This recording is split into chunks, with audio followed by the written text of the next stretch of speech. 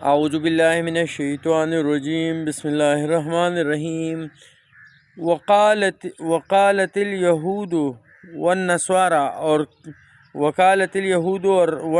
اور یہود اور نصارہ کہتے ہیں، نحن ابناء اللہ، کہ ہم اللہ کے بیٹے ہیں، واحباؤہ، اور اس کے محبوب۔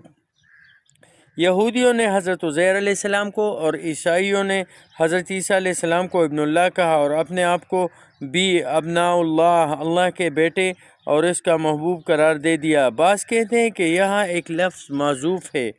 یعنی اتباع ابناء اللہ، ہم اللہ تعالیٰ کے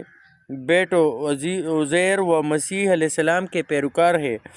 دونوں مفہوموں میں سے کوئی سا بھی مفہوم مراد لیا جائے، اس سے مراد ان کے تفاخر اور اللہ کے بارے میں بے جا اعتماد کا اظہار ہے، جس کی اللہ تعالیٰ کے ہاں کوئی حیثیت نہیں ہے۔ قل، آپ کہہ دیجئے اے محمد صلی اللہ علیہ وآلہ وسلم، فلما یعذبکم، پس کیوں تمہیں عذاب دیتا ہے، بذنوبکم، تمہارے گناہوں کی وجہ سے، بل انتم بشر ممن خلق، بلکہ تم بشر ہو جیسے پیدا ہوتا ہے، یعنی بشر سے پیدا ہوتا ہے۔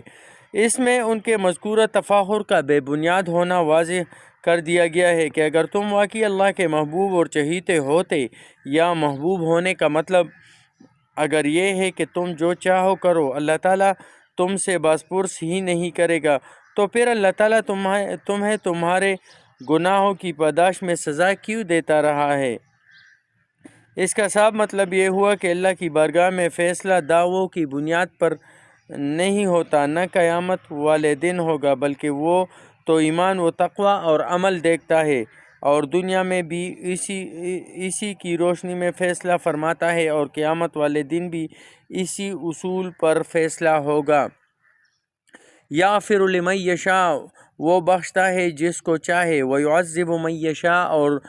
عذاب دیتا ہے جس کو چاہتا ہے، وللہ، اور اللہ کے لیے ہے، ملک السماوات، بادشاہی آسمانوں کی، والارض، اور زمین کی، وما بینہما، اور جو ان دونوں کے درمیان ہے، وإلیہ المصیر، اور اسی اللہ کی طرف واپس ہونا ہے۔